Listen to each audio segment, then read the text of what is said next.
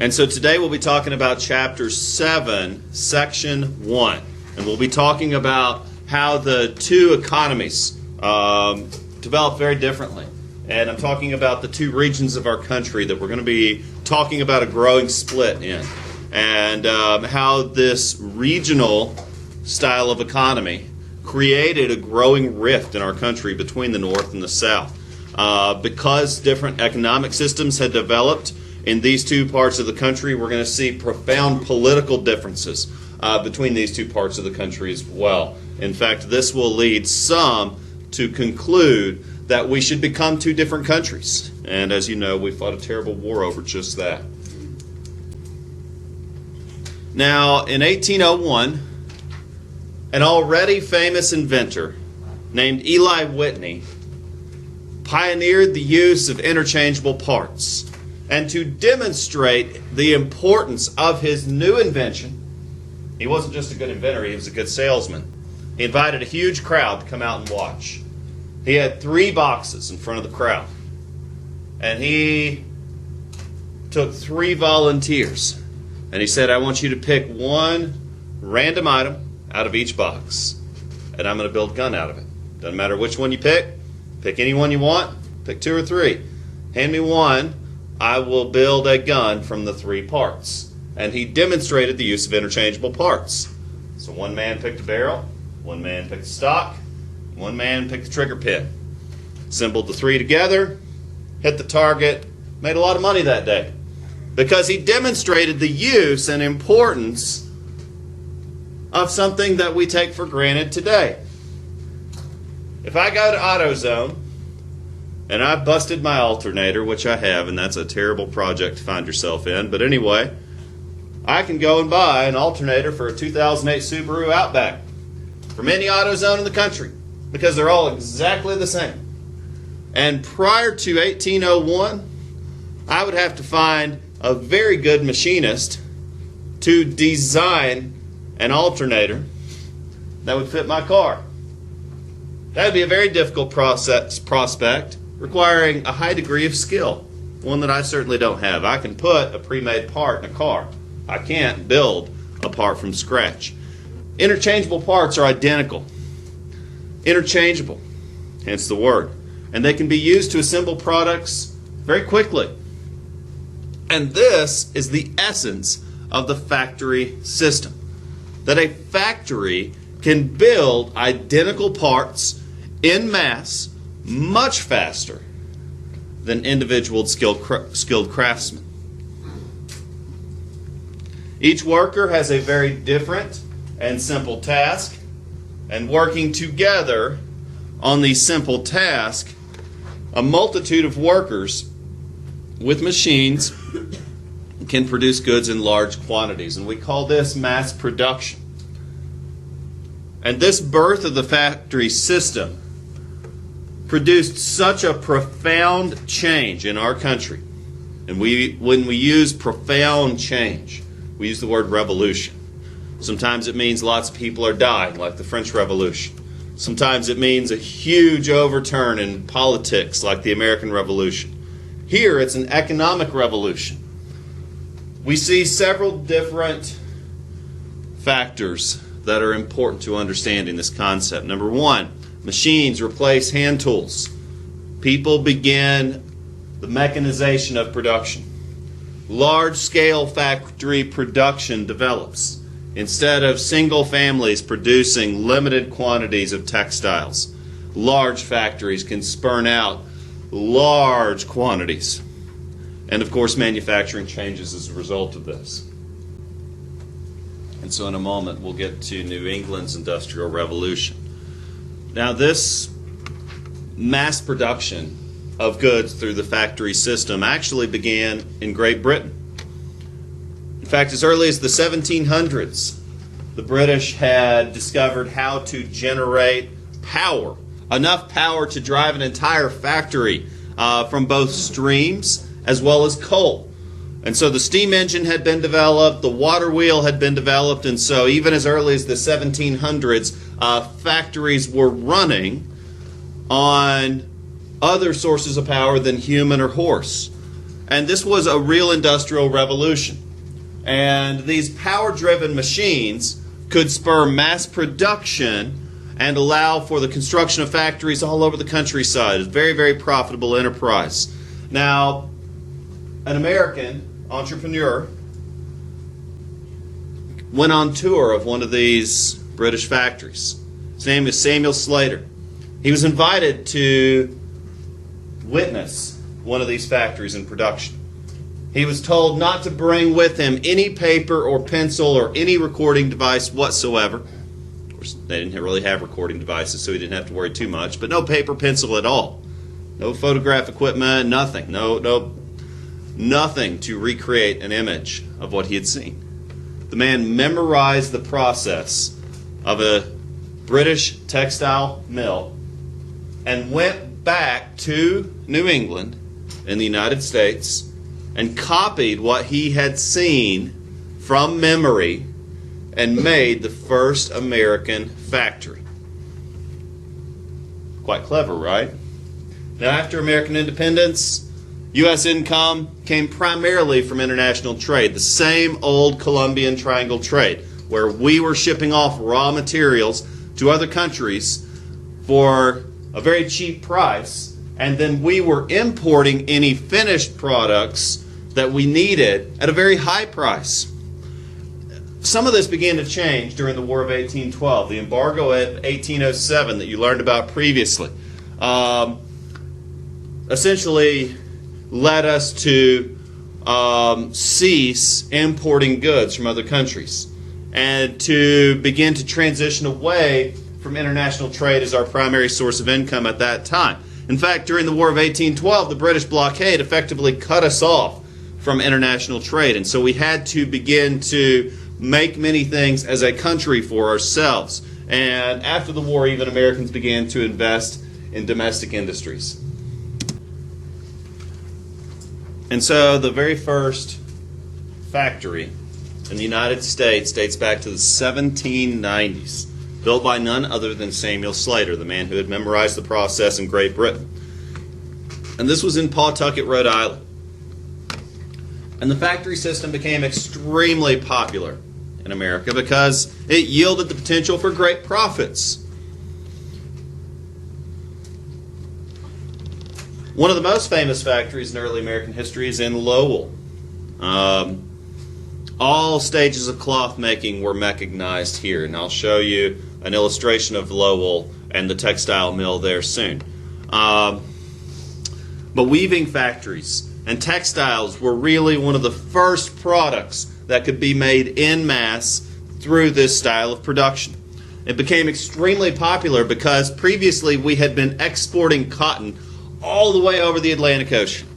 And once it got to Britain, it would be turned into cloth or turned into clothing. And then it would be shipped all the way back to America. And can you imagine the cost of that? Those several months or even a year of travel between both places. And the cost that goes along with that. And now these things can be made here. Imagine the money that can be saved by making these things locally. And of course the money that can be made for entrepreneurs, those willing to invest their time and energy into making this happen.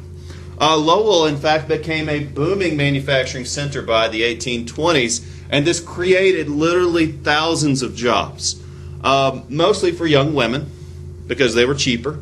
Factory owners would pay women less than they would pay men, and they would pay children even less than what they paid grown-ups. And so these young women would move and leave families and go live in these factory towns. Okay, and so now I'd like to show you a breakdown of one of these factories. I know it can be hard to see from back there, but this shows the water wheel in motion. Of course, what they've done here is diverted a channel of a stream, so using the gravity and the flow of the water, they're harnessing that power and turning it into kinetic energy. This is not electricity at all. In fact, this predates electricity by quite some time. But you see that the simple motion of this water wheel is powering every floor of the factory through belts. Quite impressive. And so from the bottom here with the source of power, all the way up to the top where the cotton is turned into cloth. The entire system is mechanized. And the purpose of human workers here is becoming less and less vital. Where today the entire process is mechanized, but at this time it still required humans to operate the machines, to feed the cotton into the machines, and of course to remove the finished cloth. The southern states developed a slave-based. And so, thanks to this industrial revolution, which was taking place primarily in the northern part of America, we're going to see the development of two different economic systems. Well, number one, agriculture in the north tended to be on a smaller scale because cash crops, your rice, tobacco, cotton, sugar, products that could be sold for great deals of money as commodities, weren't profitable in the north. The soil tended to be rocky, the air tended to be colder, the growing season was shorter. Just for a number of reasons, farms in the north tended to be smaller than in the south. Farmers tended to raise one or two types of crops. In fact, in many cases, they devoted their time to raising livestock.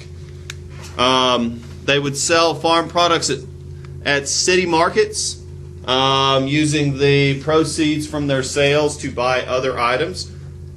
Generally, farms in the north were smaller family enterprises. Crops like grain or potatoes or corn or the raising of livestock, these don't require large labor forces, such as the huge plantations that you would see in the coastal parts of the Carolinas. Plantations the size of counties, requiring hundreds in a labor force to manage that much land. But we're talking about much smaller farms, family-sized plots here in the north. And as such, these farmers could not afford slaves. The morality of slavery aside, an adult male slave was equivalent to the cost of a home. Roughly $100,000 for a slave in prime health and at a young age. An adult male slave, $100,000. And so not many farmers in the north could afford this type of investment. And so slavery really died out naturally in the 1700s, just as it did in Western Europe. Most northern states had abolished slavery entirely by 1804. And so when I talk about the southern economy, I'm really talking about the wealthy in the South. The very wealthy. The same as what I was talking about in the North. You know, Samuel Slater or Jackson or the people who set up in Pawtucket, Rhode Island or Lowell in Massachusetts. These were entrepreneurs who became quite wealthy. And so they didn't represent the majority of people in the North, but they get the most attention because they do represent so much of the money and profit. The same as in the South. When I say cotton is king in the South, I'm saying that is one of the dominant tradable commodities that is coming out of the southern region of the United States. Eli Whitney, a very wealthy and profitable inventor and entrepreneur, developed a machine that could harvest cotton 8 times faster than by hand. It was called the cotton gin, and I'll show you an example of one in just a moment. 8 times faster than by hand. And so one slave could do the work of 8. And this made cotton extremely profitable. This allowed farmers to sell cotton for less money, increasing demand, both in America and overseas. And it also led many non-slave owning farmers to go west because they couldn't compete with the cheap southeastern cotton. However, we see the plantation system partly because of the cotton gin, become firmly established in places like Louisiana and Mississippi and Alabama, and of course the coastal regions of the Carolinas, and some parts of Georgia even. Cotton becomes hugely profitable. And this also leads to a greater demand for slaves. In fact, we see a parallel, a correlation between the increase in cotton production and the increase in slave importation.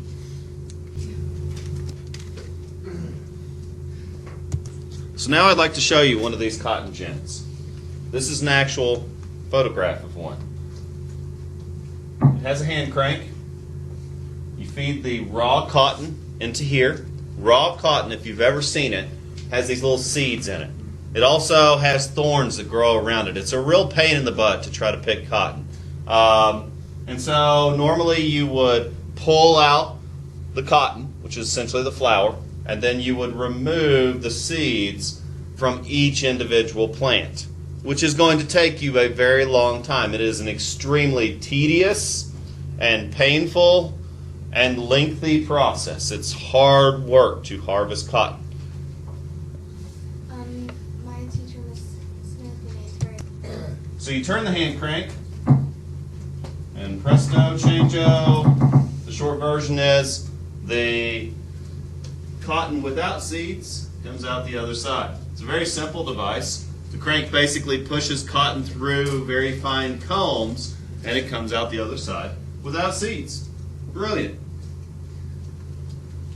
Of course, the dark side of this is that with an increase in cotton production, we do see a real parallel with the increase in the slave population. Spinning and weaving machine. And so the differences in the economies between the North and the South were threatening to cause division in our country, even as early as the early 1800s. And so James Madison's plan was to unite the country's different regions together to create a strong economy that would benefit all. It was picked up by the Speaker of the House, whose name was Henry Clay, and he promoted the plan as the American system. These men hoped to develop better transportation systems by making improvements to our roadways. They hoped to establish a domestic tariff and revive the national bank. And so these three components of the American system are vital in understanding how people were working to prevent the Civil War long before it even happened. Because the Civil War was looming over America from the time of George Washington up until 1860. And the ramifications of the Civil War continue on to this day. And so what if we could prevent it? What if we could stop the Civil War without having to fight it? What if slavery could die a natural cause? What if the two regions of the country didn't hate each other? How would we make that work?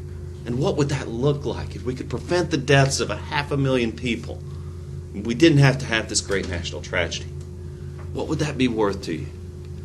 And so, for example, here, the system factored into the realization that the North was the leader in manufacturing for our country, but the South and the West were the leader in agricultural production.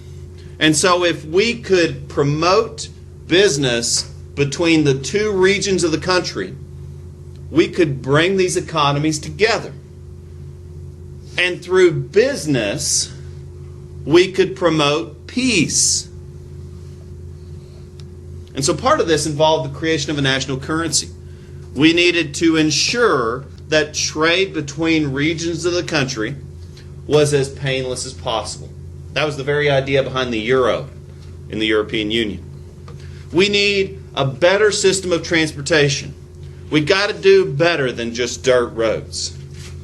And so a better system of transportation could facilitate trade. And then, of course, a protective tariff.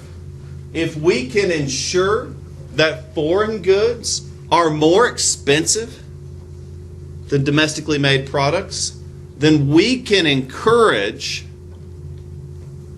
people to buy American. to buy from northern factories. The idea behind this is that it would ultimately benefit our country by making us economically independent and then regionally interdependent. By economically independent, I mean that we could make and produce everything we need as a country so that we wouldn't have to rely on international trade so much, and this would benefit our economy and make our economy stronger. But also, if we could make ourselves regionally interdependent, then oh my gosh, there would be no need for a civil war. Why don't we go to war with China? They're communist, right? We don't like them. We don't like the communists. Go to war with them, right? No. That'd be silly. It'd be crazy. Why? We get all our iPads from China. We get all our iPods. We get our phones from China. They make all our cool electronics. They make everything, right? We're not going to go to war with them. They make all our stuff. We are interdependent economically with China. So though politically we are different, they're bad, communists, right? But you don't hear that in the news because economically we are interdependent. And so what if we could do the same thing here in the 1820s? It was brilliant. It was hopeful. It was naive. But it was implemented. And to some partial degree of success.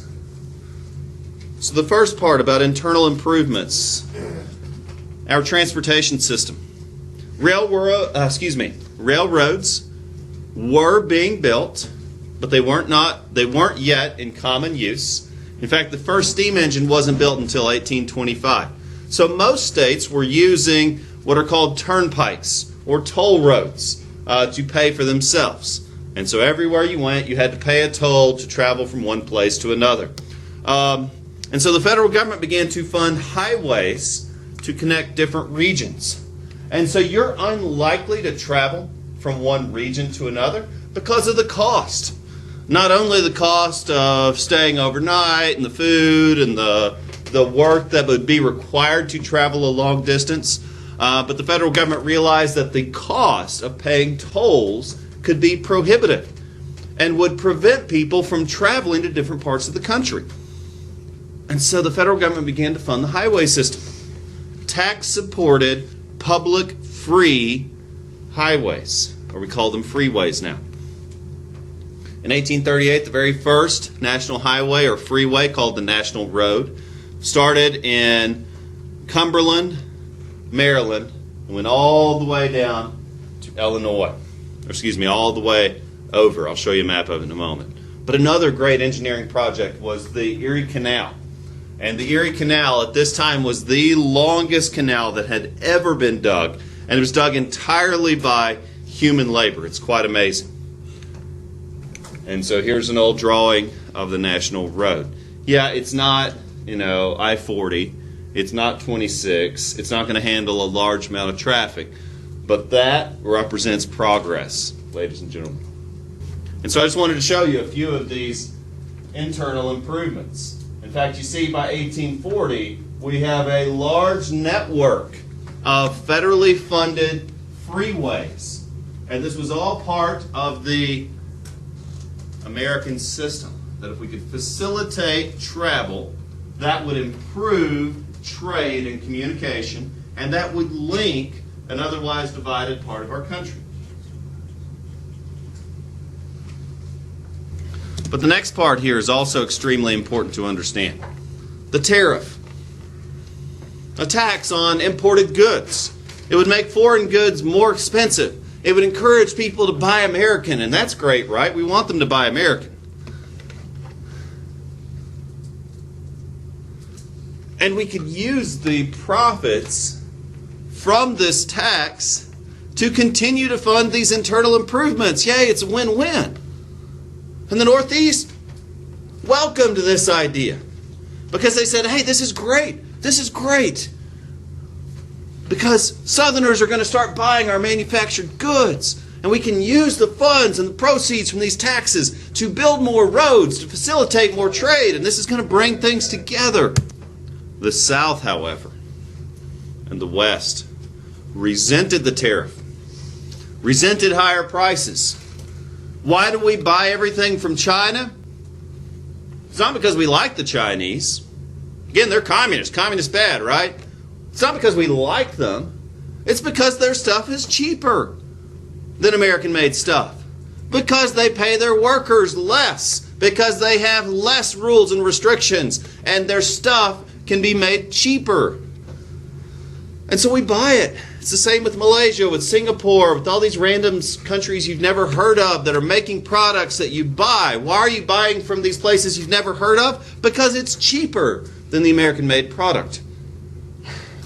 And that's great if you're producing the product. However, if you're consuming the product, if you are the buyer, and now you have to buy the American product that you know is more expensive, and the quality is the same, again, you know the American product is more expensive, and all this tariff has done is to make you buy the more expensive product, then you're angry. You're very angry. In fact, Henry Clay, founder of the American system, and John C. Calhoun, congressman from South Carolina,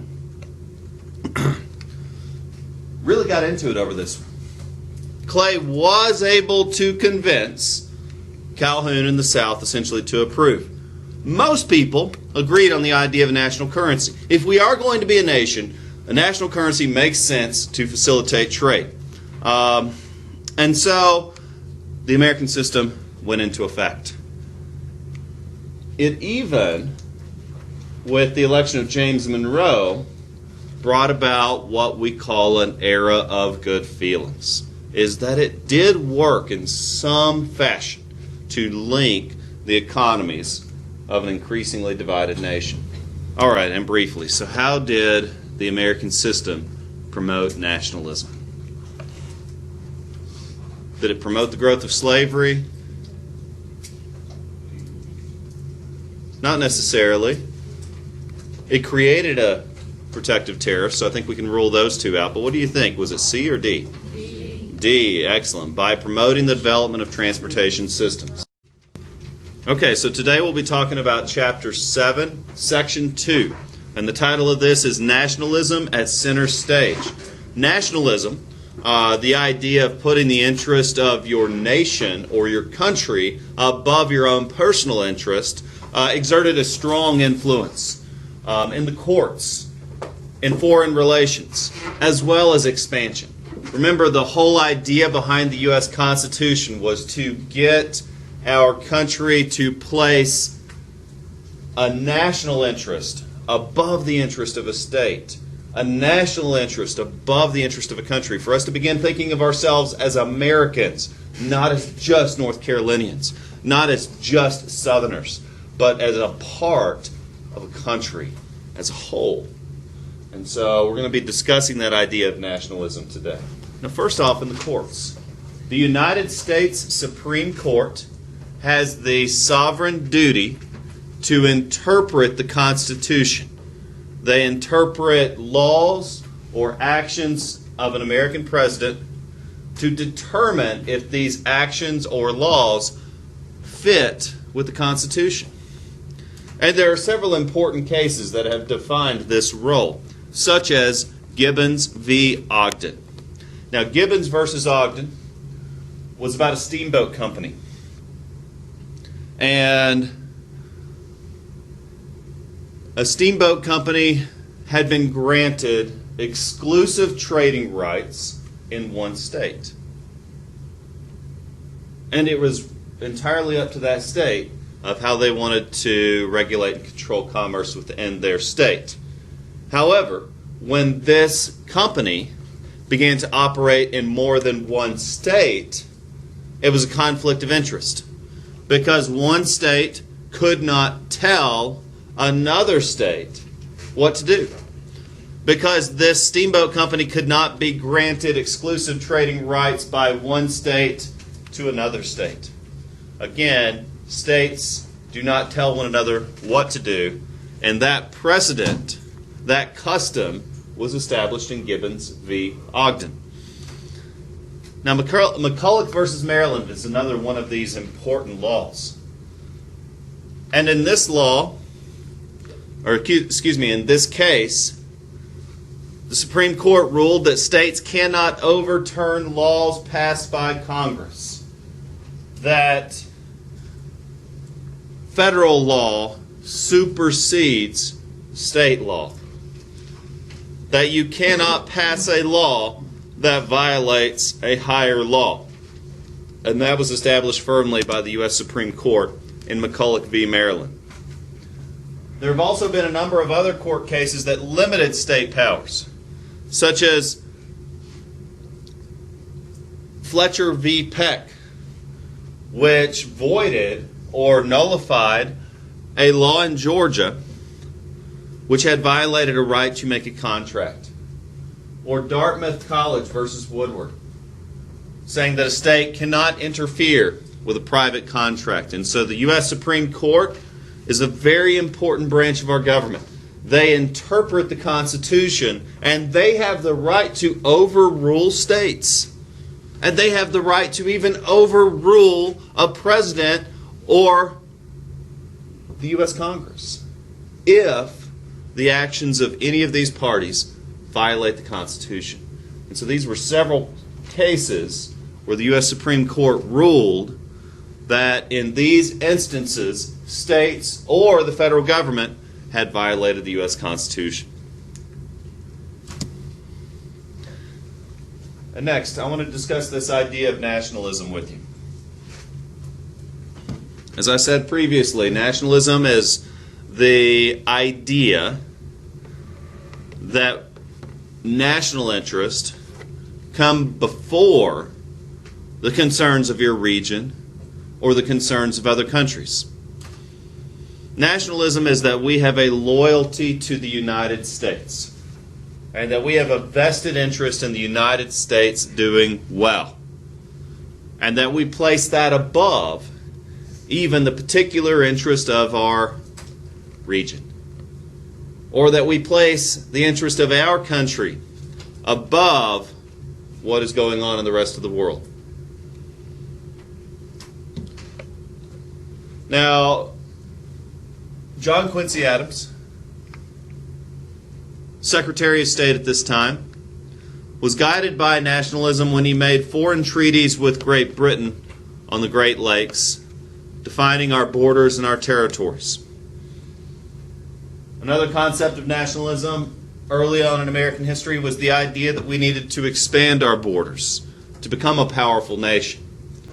And this was perhaps exemplified when Spain ceded Florida to the United States. This was called the Adams-Onus Treaty.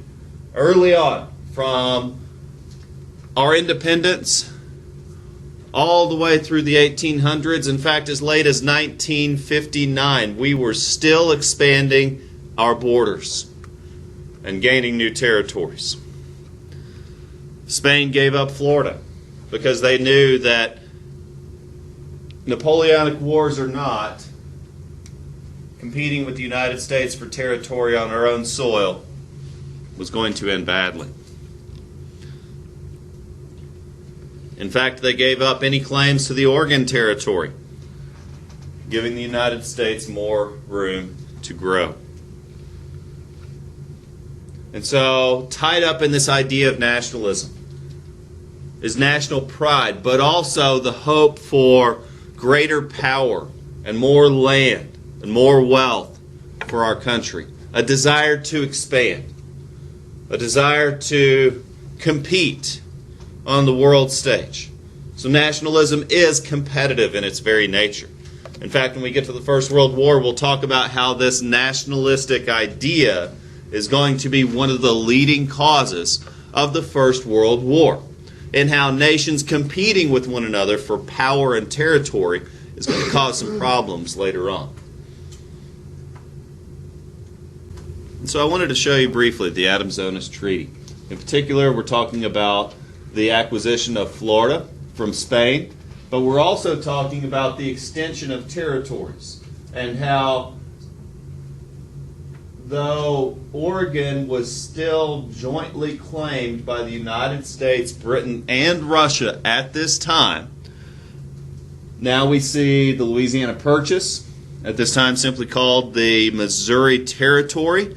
And we also see that Spain is not throwing themselves in the mix on the Oregon Territory. The Adams-Onus Treaty meant they drew the northern border of their territory right here at the bottom of the Oregon Territory. But you also notice here that as of the Adams-Onus Treaty, Mexico is a lot bigger, right? Twice the size of what it is currently. And that's going to become an issue later on. Now, in discussing nationalism, perhaps no doctrine or decree shows this better than the Monroe Doctrine. Our fifth president, James Monroe, issued a warning to all European countries and all countries in the Eastern Hemisphere to leave the Western Hemisphere alone. Do not interfere in the Americas. In fact, we effectively drew a line in the sand around the Western Hemisphere.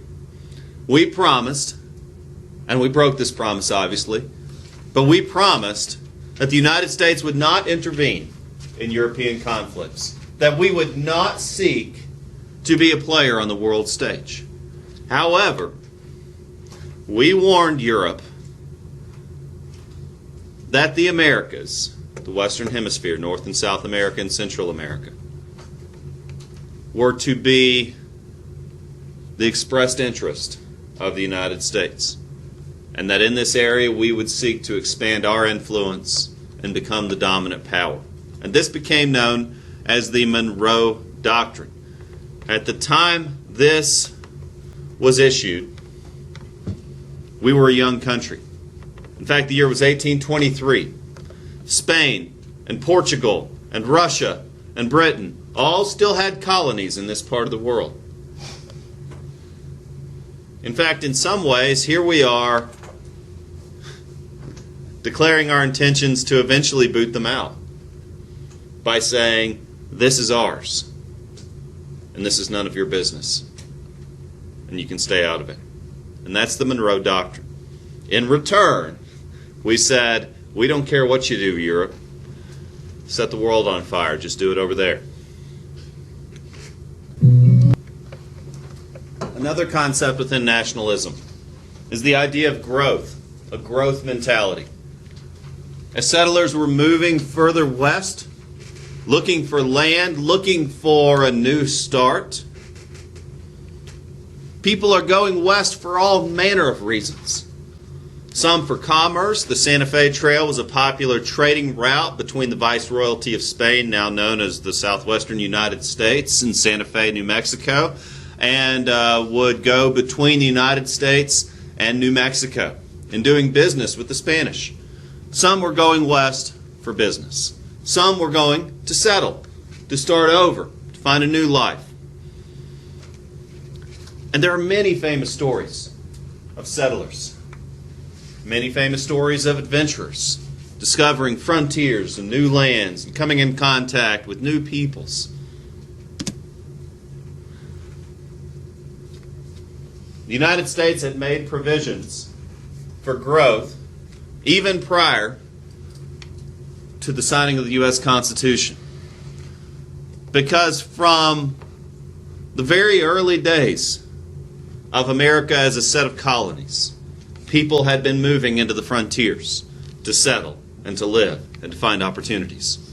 And the agreement reached was that when a territory's population reached 60,000 or more, they had the right to apply to become a state of the United States.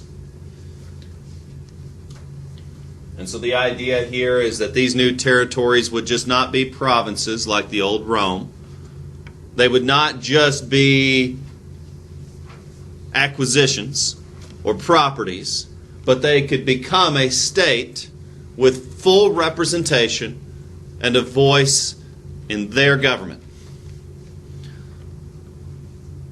And that's great. And many states came into the Union under this agreement. However, we begin to see the seeds of sectionalism over the issue of slavery. Because the next question, by 1804, most northern states had abolished slavery. However, most southern states considered it an important occupation. So, should these new territories allow slavery, or should they not? And guys, this was an issue people were willing to fight over. And of course, they proved it later. And some killed for it. And some died for it. And so, the Missouri Compromise was reached. And this effectively defined what is the North and what is the South. It was meant to preserve a balance of power between slave states and free. Missouri hoped to enter the Union as a slave state. It's farming territory. You drive through Missouri, big, large farms, old plantations, still somewhat warm enough where you can grow crops, and still receives enough rainfall where you can still use some cash crops and you can still have plantations. Missouri hoped to be a slave state, bottom line. Missouri's in the north. If you ever go up there, they don't drink sweet tea. They don't have Southern fried chicken biscuits. They don't say y'all. They say soda pop. They are a northern state. They are. But they came into the Union as a slave state. And a lot of people had problems with this, especially in the north. Because, and here's the real issue, prior to Missouri, there were an equal number of slave states as there were free states. And guys, we're talking about power here. Because the slave states voted as one in Congress. And the free states voted as one in Congress on issues relating to slavery. And so the compromise reached was that Missouri could become a slave state. And they did. In fact, they fought in the North, even though they were a slave state. And they weren't the only slave state that fought for the North. Maryland did as well. However, they were deeply divided during the war itself. But Missouri would be a slave state. And Maine at this time. Maine had enough people, just enough to become a territory. They would be admitted at the same time as a free state. And free meaning slavery would be outlawed. And that from this time ever forward, the line between slave states and free would be the 3630 parallel, now known as the Mason-Dixon line. And that is now the imaginary line dividing the North and the South. So today we'll be talking about Chapter 7, Section 3. And the title of this is The Age of Jackson. Andrew Jackson it is we're going to be talking about. And as president, the policies that he implemented in some ways represent the common person. In fact, you could argue that Andrew Jackson was the first populist president. And we'll talk about what populism means in a little bit. But he liked to be seen as a man of the people, though in fact he was extremely wealthy and owned lots of slaves.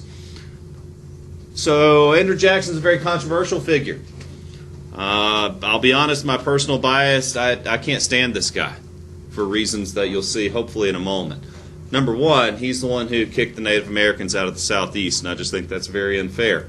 Violated Native American rights severely, even though the Supreme Court tried to stop it. And again, we'll look at him. But a rather controversial figure in American history, Andrew Jackson. Now first, let's talk about an election. Because after all, we've got a big election coming up, right?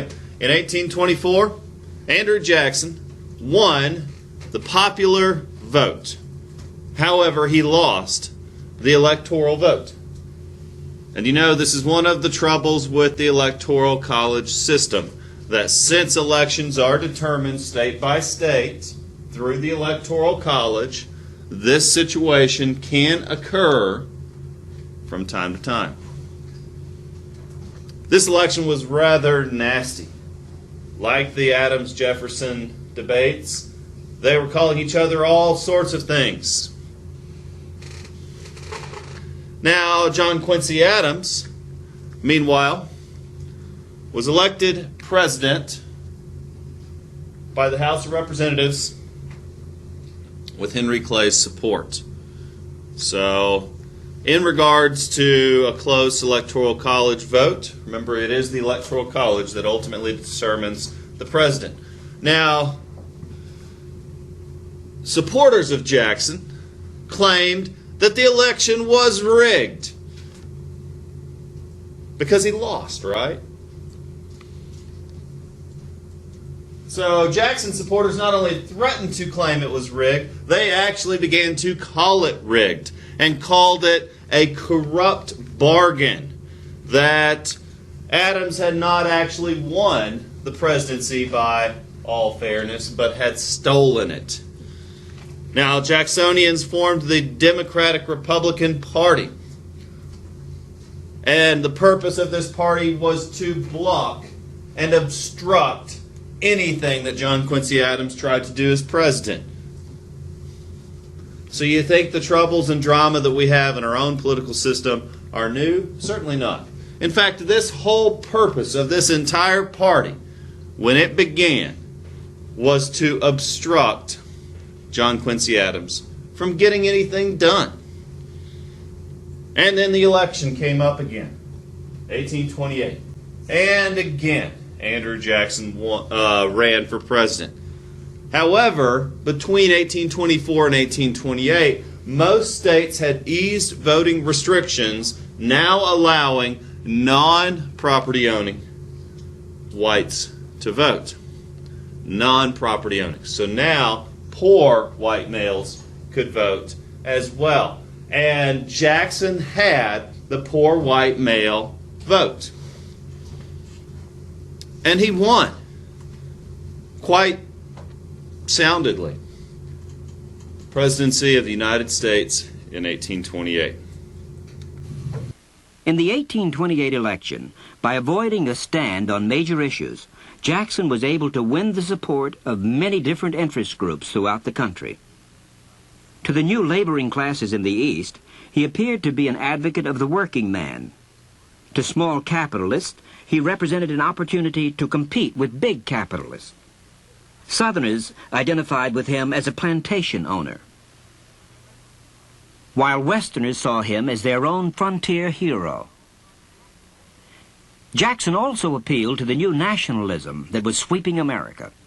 As a self-made man who had built the Hermitage from a shack into a mansion, as a military leader who defended the people against Indians and Englishmen, and as a man who, born in a log cabin, could be a champion of the people as President of the United States. Faithful to his friends and suspicious of rivals, Jackson began to hand out political appointments as soon as he took office. Office holders from the previous administration were replaced by loyal party workers in what has come to be known as the spoils system.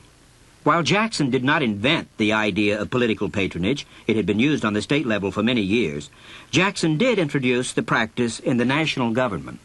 Previous cabinets had included nonpartisan experts in their fields. Jackson made his cabinet appointments with seeming disregard for background or experience, the main requirement being personal loyalty to Jackson. Members of the press were included in the cabinet for the first time. Amos Kendall, editor of the Kentucky Argus, was made Postmaster General. And another new tradition was established. Jackson surrounded himself with a group of non-elected, unofficial, but influential advisors who came to be known as the Kitchen Cabinet. Howls of disapproval were voiced in the opposition press, with Jackson depicted as the evil manipulator of a set of greedy puppets.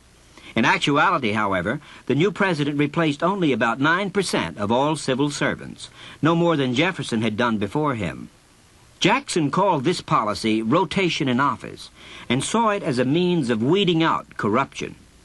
While his enemies made fun of rats deserting a toppling house, Jackson was glad to get rid of undesirables, as frauds and misuse of public funds to the amount of $280,000 were uncovered in the Treasury Department alone.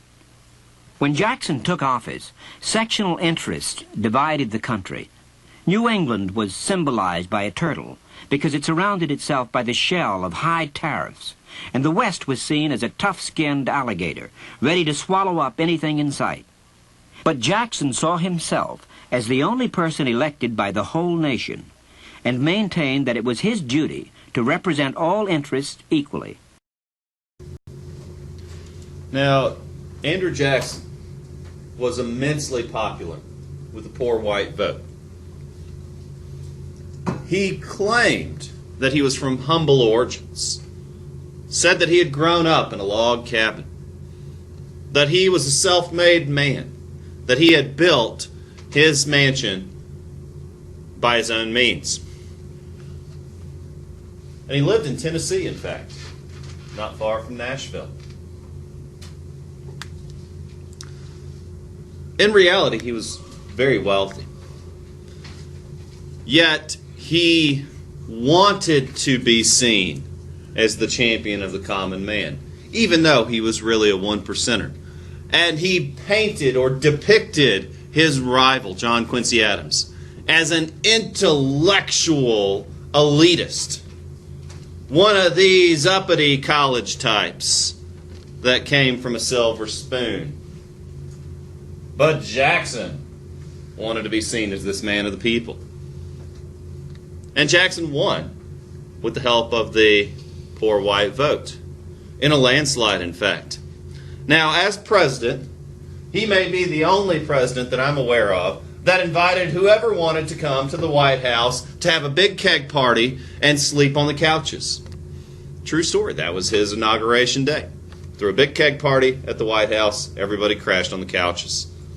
In fact, supposedly they had to actually kick people out the next day. Now, when he came to the White House to serve, he did actually kick out most of the other advisors. And this set the precedent of a president picking their advisors. That's called the spoil system, where former appointees to the executive office could be replaced with anybody the president so chooses. Now, Jackson did pick his formal cabinet, just like Washington had, just like Adams had, just like those before him had. However, he also had this informal cabinet that was nicknamed the kitchen cabinet, because formal cabinet positions do have to be confirmed by the Senate. But then Jackson also surrounded himself with his friends, who became very influential within his administration. And they were nicknamed the kitchen cabinet, these informal advisors that had a great deal of influence on the president. But here's Andrew Jackson on his way to his inauguration in 1829. Now, perhaps the most controversial action of Andrew Jackson's tenure was the Indian Removal Act of 1830. White Americans wanted to displace Native Americans, wanted their land, wanted Native Americans to behave like white Americans. They wanted them to assimilate. Many white Americans began to complain that assimilation or displacement would never occur without the use of force. Jackson believed the only solution was to move Native Americans off their land. He felt that assimilation could not work, that it was not feasible. He felt, and this was his excuse, that, we would just need too many troops to keep peace and to keep whites out of Native American land, so let's just make the Native Americans leave. And so Jackson pressured Congress to pass the controversial Indian Removal Act of 1830, and this would provide funds and treaties that would force Native American peoples to move west. And if you spend any time in the mountains of Western Carolina, then you know that we are on Native American soil. And as you go further in the mountains, you realize that you begin to even see writings in Cherokee. If you go way up in the Snowbird Mountains, past Robbinsville, you'll see the language of Qualla, the Cherokee written language, on road signs. If you go up 441, the Foothills Parkway, way up towards Newfound Gap in the Great Smoky Mountains, you'll pass by the Raven Fork Gorge. Snowbird Mountains and the Santila and the Raven Fork Gorge were two of the most remote places in the southeastern United States at this time, and that's where people, innocent men, women, and children, hid to escape the federal government that was sent to run these people off their land. And they hid. And they hid because it's some of the roughest country in the southeastern United States. And I've spent time in these places. It's inhospitable, steep. Winters can be tough because the elevation is rather high. Spent time there in January, nearly froze to death this past January up in these very mountains that these Native American peoples hid from the federal government. Gotten lost in these woods because it's difficult terrain. These places that people hid for their very lives from the United States government. Some tribes had to be forcibly removed. Some tribes did honor the treaty. The Cherokee actually fought this in court, and we'll discuss that more in just a moment. For now, I just want to show you briefly where these people are coming from. Now, of course, the Cherokee are the ones closest to home, and you can drive an hour down the road and go to the town of Cherokee because the eastern band of the Cherokee did successfully hide in the Raven Fork Gorge, just up the Econolophy from Big Creek Road, where Cherokee High School is today. Again, one of the most rugged and rough places in the southeast. So some of them did hide, yes. And then again, there is another community in the Snowbird Mountains, and there's another community on the far western part of North Carolina near Murphy. And these places are now considered Cherokee reservations. But most Cherokee people reside in the western band of the Cherokee in Oklahoma because they were forced to leave from their homes. I grew up in Coker Creek, Tennessee, named after Cherokee Princess Betsy Coker, one of the last Cherokee princesses to be born in my hometown. As I'm sure you guys can find artifacts, if you dig around the mountains enough, you'll find Cherokee artifacts. Well, the Cherokee weren't the only tribe. You have the Cherokee, the Chickasaw, Choctaw, Creek, Seminole, as well as many others. And I just put others because we have tribes here coming from the Northeast, the Northwest, all throughout the United States. But you're going to hear the most about these 5 tribes that I've just named because they were called the, quote, civilized tribes. And I'll tell you why in just a moment. One of the Now, I wanted to tell you briefly about these, quote, 5 civilized tribes. Some tribes, like the Shawnee, decided that white man's culture was not for them. They wanted to maintain their traditions and their ways. As we would move further west and come into contact with groups like the Apache and the Sioux, we would also find that same resistance to assimilation. Just like you would resist if someone tried to force you to change your culture and your way of life. Can you imagine if someone tried to talk to you about your religion or your faith and then called you a pagan and a savage because of your beliefs, and then attempted to force you to change those beliefs, and then would use your unwillingness to change your beliefs as grounds for kicking you out of your home and running you out of town? That's exactly what many Native American tribes encountered, and that's exactly how we treated many. But not these, quote, 5 civilized tribes. These people agreed they would do everything they could to assimilate with the white man. They encouraged their women to marry white men. They expected one another to begin to build homes and live in towns and communities. They adopted democracy. They learned English.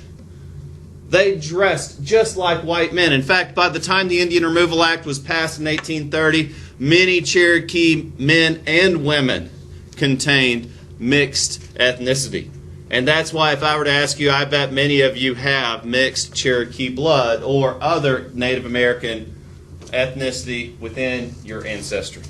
Because these people chose to intermarry, chose to assimilate their customs. If you go to the town of Cherokee, most of the signs are bilingual because within the past few years, within your lifetime, the Cherokee have tried to revitalize much of their culture and began to, Western Carolina teaches Cherokee studies. You can go and learn the Cherokee language at Western Carolina University. But it's just very sad. You see, again, I grew up closely around the Cherokee. A lot of folks in my community, just like a lot of yours, have Cherokee blood. I grew up right near the birthplace of Sequoyah. He was the man who developed the Cherokee written language. I grew up and passed by the Trail of Tears every day on my way to high school. And I could find artifacts in my home. I have arrowheads I've dug up from my own home place. And this is a famous painting of the Cherokee being forced to leave. I keep mentioning the Cherokee because they popped up from time to time. They had taken this idea of assimilating to a whole new level. They had even sent many of their best and brightest off to American universities. They had lawyers among their community. They had doctors. They had trained politicians. And they took the case of the Indian Removal Act to the United States Supreme Court. And they won in the famous case of Worcester versus Georgia. The United States Supreme Court ruled that a state, that is the state of Georgia where they contested this, cannot force the Cherokee off of their land.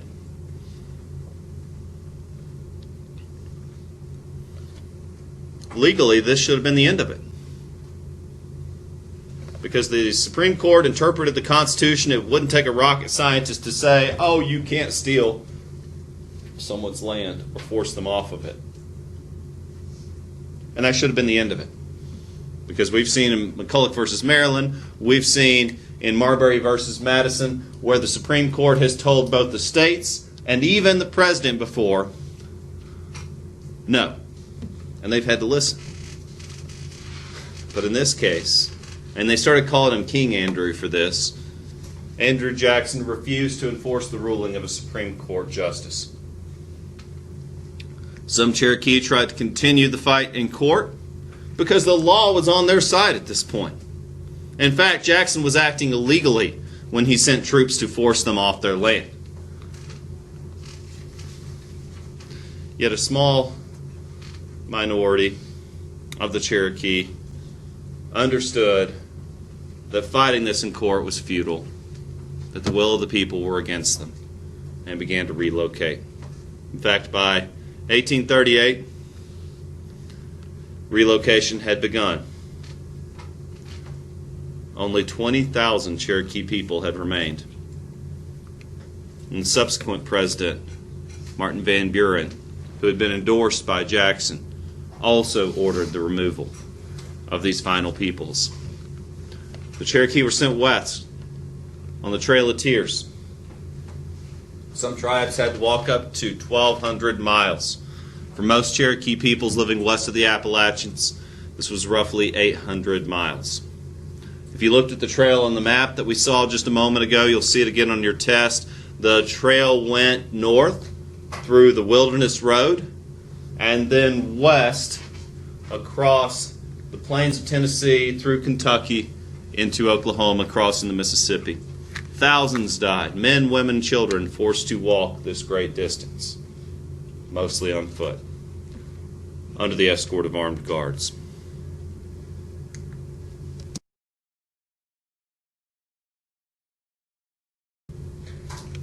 Now, you heard me mention Sequoyah. This is a common field trip when I was a kid. We went to the Sequoyah Birthplace Museum every year. It's over in Fort Loudon, Tennessee. You can go there and watch recreations of early interactions between the Cherokee and colonial settlers. What makes them famous? Yeah. Didn't you say that he created the Cherokee alphabet? Good, the Cherokee alphabet. Very good.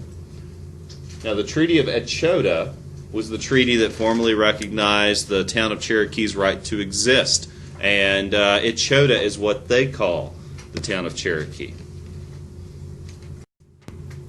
So today we'll be talking about Chapter 7, Section 4 And the title of this is States' Rights and the National Bank. See, Andrew Jackson confronted two very important issues during his presidency. The issue of states' rights. Remember the division between Federalist and Anti-Federalist. It's going to become the Civil War. The division here is how much power should individual states have. Originally, they were like countries. And then becoming a nation, states had to submit to the will of the federal government. Yet, a country giving up its sovereignty to be part of a bigger country is problematic. I mean, how do you feel about a world government? Anybody ever thought of that? The Great New World Order, that's the bad guy in a lot of sci-fi movies. A world government makes many of us uncomfortable. Why? Well, maybe we can even describe why. Maybe you've got a lot of reasons. Maybe you've thought about that quite a bit. A world government. What does that mean? Well, that means we might have to give up some of who we are. That means we might have to give up some of our control over our own country. And those fears and anxieties that a world government might have for you are the same fears and anxieties that a citizen of the state of North Carolina had with the signing of the U.S. Constitution. And so states' rights, well, that's certainly a concern for people at this time. The other of these big issues was the National Bank. And we'll get into more details with that in just a moment.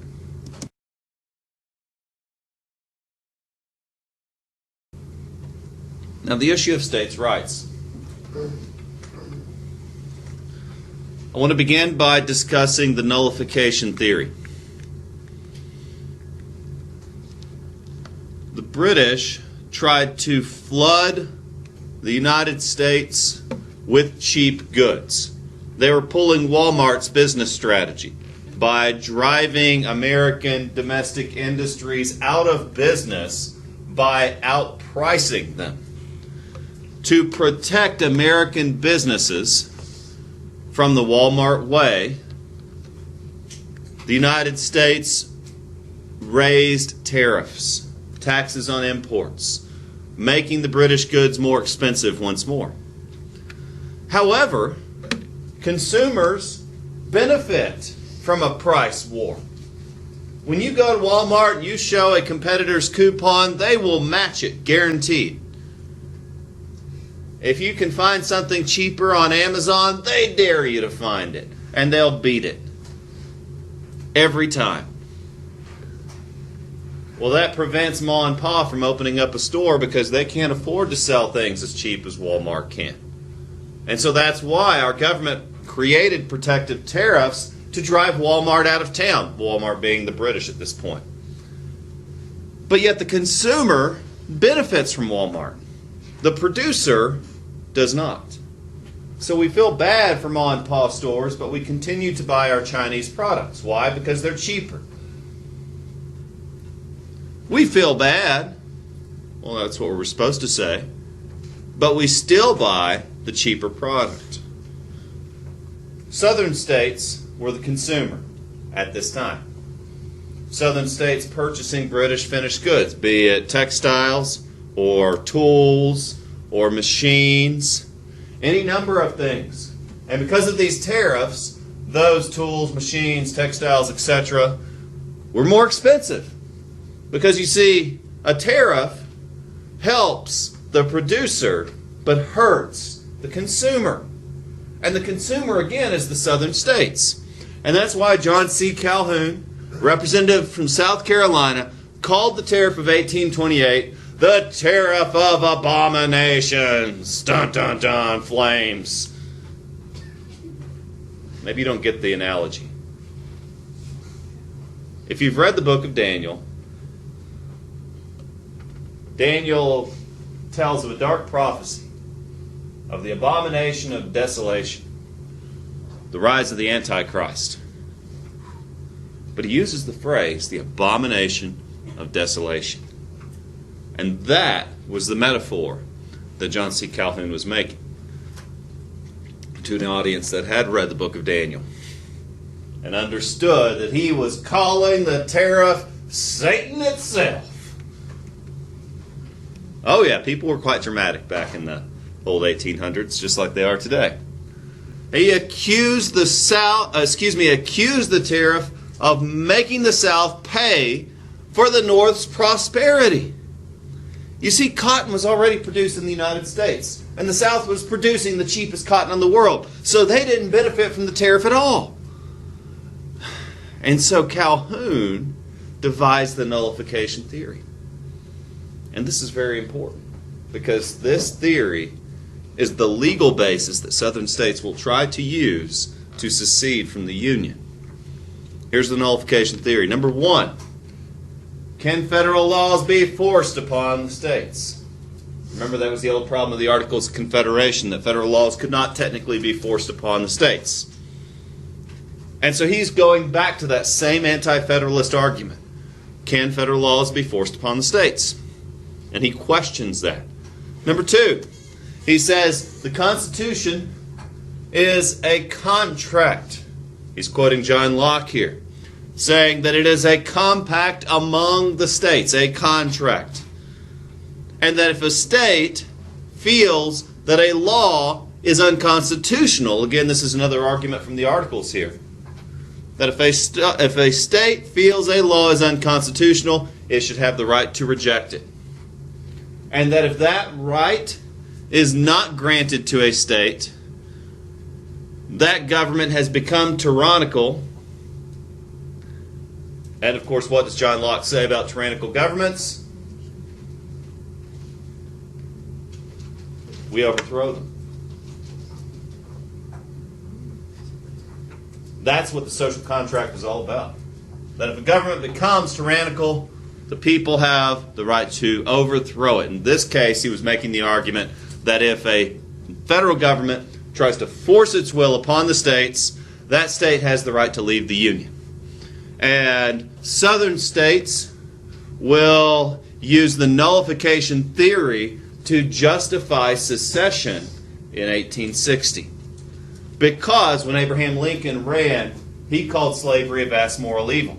Southern states did not want slavery to become illegal. They saw Abraham Lincoln's election as a possible move towards emancipation or the outlawing of slavery. And they used that as their reasoning for seceding against the United States. Understanding this theory, it's big time, folks. This theory was debated in a series of famous debates called the Hayne and Webster debates. In fact, one of your group projects coming up will be recreating this series of debates. Senator Robert Hayne argued the Southern view of the tariff. He explained Calhoun's reasoning for calling this thing the devil itself. He also explained the Southern view of states' rights. Remember, the Anti-Federalists became the Democratic-Republican Party. And the Democratic-Republican Party became, for a time, the Democratic Party that we'll talk about before too long. And it was the Southern Democrats, these Anti-Federalists, who led secession, who had this view that Robert Hayne expressed. Expressing the Northern view, or perhaps the pro-Union view, expressing the Federalist argument, was Daniel Webster, senator from Massachusetts, who defended the idea of union. President Andrew Jackson made the statement that our union, quote, must be preserved. And so Jackson used his executive authority to end the argument. We're not going to discuss this in the legislature. Our union must be preserved. And when Jackson ended the argument, Calhoun resigned. Meanwhile, South Carolina declared the tariff of 1828 as well as the next tariff in 1832 null and void, arguing that nullification gave them the right to reject a law they considered unfair, and they threatened to secede if the federal government tries to force them to obey this law. We've got a real problem here, folks. If you break a law, there is a consequence. If a group of people break a law, there is a consequence. If an entire state breaks a federal law, there's a consequence. In fact, Andrew Jackson pressured Congress to pass the force bill allowing the president to invade the state of South Carolina if they didn't back down. He was prepared to go in and do some killing over this issue. It wasn't just an argument in the classroom. These people were ready to fight and die over this issue. And so here comes Henry Clay, Speaker of the House of Representatives. He's like, whoa, guys, calm down. Everybody, chill out for a second. He was always known as the Great Compromiser. He came up with the American system. He hoped to really keep our country together. But, it's a difficult prospect at this time. It's like trying to hold a marriage that's falling apart. And that's what Henry Clay is trying to do. So he proposed, he's like, look, you have to obey the federal government. If we don't have that, we're not a country. So we're not just getting rid of this law because you whine a bunch. Remember, Britain did the same thing? When the Sons of Liberty started boycotting British products because of a series of taxes. And then they got rid of the Stamp Act, right? You're writing your essay about the Stamp Act. They said, we don't want the Stamp Act. So Britain said, okay, no more Stamp Act. But then they passed a law saying, you better do what we tell you to. And then they passed another tax. And then they said, you better take this one or else. So we effectively did the same thing to South Carolina that Britain did to us. The only difference is that South Carolina is a state with representatives in Congress who have a say and a vote in the laws that are passed. But as a state of the Union, South Carolina must submit to federal laws. So Henry Clay proposes a compromise. We are keeping this law. Federal law is the law of the land. But we get that you're freaking out. So we're going to make this law go away in 10 years. It's going to get a little bit smaller each time for 10 years. And so this compromise put off the American Civil War for another 32 years. So Henry Clay's got something going on. Imagine if you could prevent 500,000 deaths. What would you do to make that happen? Would you wiggle a little bit? Would you compromise? Would you give in? Ladies and gentlemen, that's the very same thing that Neville Chamberlain did to Hitler by appeasing. He said, okay, Hitler, take Czechoslovakia, do what you need to do. If we can prevent tens of millions of deaths by allowing Freak Show to take Czechoslovakia, again, that's what you have to do when you're in power. You have to make concessions, and you have to be willing to compromise. Moving on to the Bank of the United States. Andrew Jackson just hated the Bank of the United States. Because though he believed our union must be preserved and he was willing to use force to back that statement up, he still saw the Bank of the United States as a tyrannical institution. In fact, when the charter was up for renewal of the Bank of the United States to create the second bank, he vetoed the charter. Jackson was very good at manipulating the media. He presented the bank as a privileged institution. that benefited only the wealthy. You know, he called it a tool of the one percenters. That the wealthy were using the Bank of the United States for their own selfish ends. Jackson, after his veto, which effectively dismantled the Bank of the United States, said, we are going to have separate banks for each state. His critics called this Jackson's pet banks. Jackson was going to put federal money into state banks that were loyal to Jackson's party. Now, the president of the Bank of the United States, his name was Nicholas Biddle. He tried to maneuver to save the Bank of the United States from certain ruin.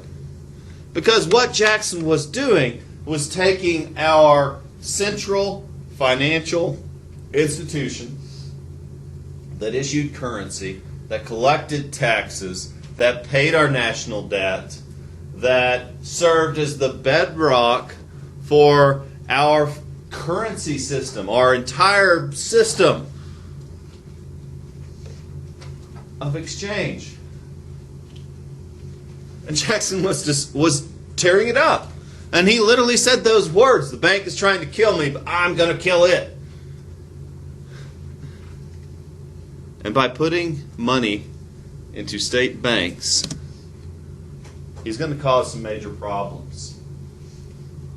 In fact, many people saw the storm coming and were so dead set against him breaking up the Bank of the United States that they formed a new political party called the Whig Party.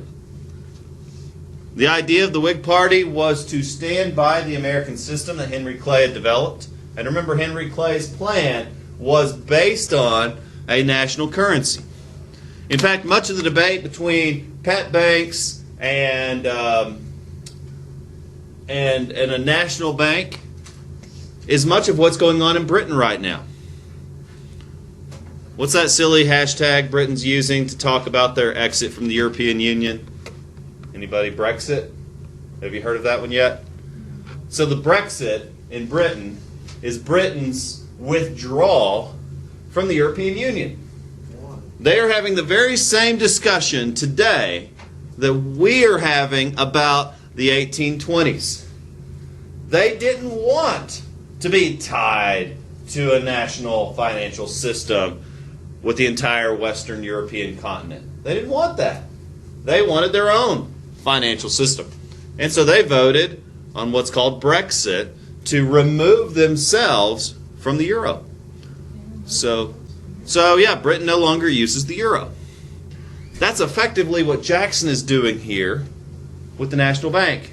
He said, South Carolina, you don't want to be a part of the U.S. dollar? Fine. Let's start a South Carolina dollar. Massachusetts, you don't want to be a part of the U.S. dollar? Fine. Start the Massachusetts dollar. And you can imagine how confusing that would get.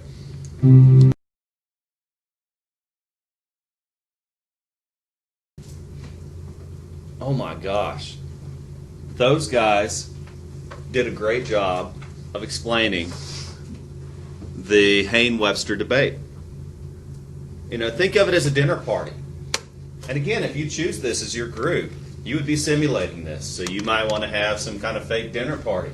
And Robert Hayne is going to get up and present the Southern view. And he's going to go off on this tirade about blah, blah, blah, blah, blah, blah, blah, states' rights, tariff, everything's evil, federal government's bad, we just want to do our own thing, and the world can burn. And then, of course, Daniel Webster is going to, and think of how awkward this is at a dinner party, is going to try to contradict this long tirade that this Southern politician has went on about how, no, federalism is good. You know, think of the federalism, anti-federalist commercials that you made. He's going to say, no, national unity. Like, that's what we're all about, right? We're a country. You know, indivisible, with liberty and justice for all, right? Huh? And then Andrew Jackson, president, by the way, is going to get up and he's going to shut everybody down. I mean, this is like epic rap battle. Just by saying, our union must be preserved. Boom. But Calhoun has to have the last word. He's just that guy at the dinner table. He can't let well enough alone. And I never knew that until I watched that clip, that he actually stood up and he was just visibly shaking. Again, I mean, you just need to recreate. It would be so fun for one of y'all to do this. Just get up and shake and just like, you know, if you ever get that angry or that passionate about something, I know I have, where I'm just, my body is shaking. My words become just kind of flaky a little bit. And he gets up and he says, our union next to our liberties. It's a powerful statement. Because he says, our states' rights are more important than us staying together as a country. Think of a husband and wife. They're estranged, sleeping in separate bedrooms. Each spouse has developed their own different life, their own habits, their own friends. You know, and then at that point, one of the two tries to bring each other back together. Maybe it's something simple. Hey, what are you doing this weekend? Let's do something together. And then the husband says, no, I'm going to play baseball with my friends. And they said, no, come to the movies with me. Come on. It'll be fun. It'll just be us. Our union next to my baseball. Right? I'm playing baseball with my friends. You go watch the movie by yourself if that's what you want to do. That's the conversation we're having on a national level. Okay? Meanwhile, Jackson retires. He's done his 2 terms. He's done. He was so popular, this guy, that he appoints his successor. Remember King Andrew? Yeah. He was so popular, the man he endorsed for president, Martin Van Buren, won with the support of Andrew Jackson. But meanwhile, this problem with the banks. Each state's bank printing its own money with no good federal control. And they began to print more money than they had actual currency to back it up. And when the federal government began to demand actual currency, since states started printing their own currency, the only real national currency for this period of time was gold or silver. And so the federal government began to demand gold and silver to pay for public lands. And so the banks didn't have enough gold or silver to back up their paper money. And there was a rush on the banks. And this caused a panic called the Panic of 1837. Banks closed because people realized that the banks were printing money that was worthless. And so people went to the banks and said, I'd like my money in gold, please. And the banks said, sorry, we don't have enough gold. The banks actually closed their doors. And when the banks close their doors, that means that means your money is worth nothing. Because the banks are what make your money worth anything. And when the banks closed, the financial system collapsed. More than a third of the population was out of work. Some people lost everything. Many businesses were bankrupted. And Martin Van Buren inherited the problem that Andrew Jackson created. And he's not going to be reelected. All right. So Martin Van Buren inherited a serious problem, a great financial collapse, which led to a financial depression. You don't tend to get reelected when things like that happen, even if it's not your fault. So the Whig candidate, remember the Whig Party had formed in opposition to Andrew Jackson. That candidate was William Henry Harrison. Hero of the Battle of Tippecanoe. I know you know all about that one. Well, he was a hero of his time for defeating Tecumseh and the Shawnee. Harrison was rather successful. He hoped or promised to enact the Whig program to restore the Bank of the United States, resume the American system, and revitalize the economy. Yet he didn't live long enough to see his plans come to fruition. In fact, he died of pneumonia 1 month after becoming president. This man served as President of the United States for the shortest period of time in American history. He was president for a month, and then he died. Yeah. Now, what would have happened if he had lived? Maybe his plan would have been successful. Who knows? He was succeeded by his vice president, John Tyler. Now, Tyler was not quite as adamant about the Whig economic plan of restoring the Bank of the United States, but people really care what Tyler had to say. In fact, he was nicknamed his accidency because he was never actually elected president and because he was never reelected. So he's one of these people who was never truly elected president of the United States. And you don't tend to get a lot of support if you don't have an election showing that people are behind you to back you up. And I just wanted for fun here to show you, this is William Henry Harrison's campaign poster. Notice he's standing next to kegs of whiskey, and he was elected president.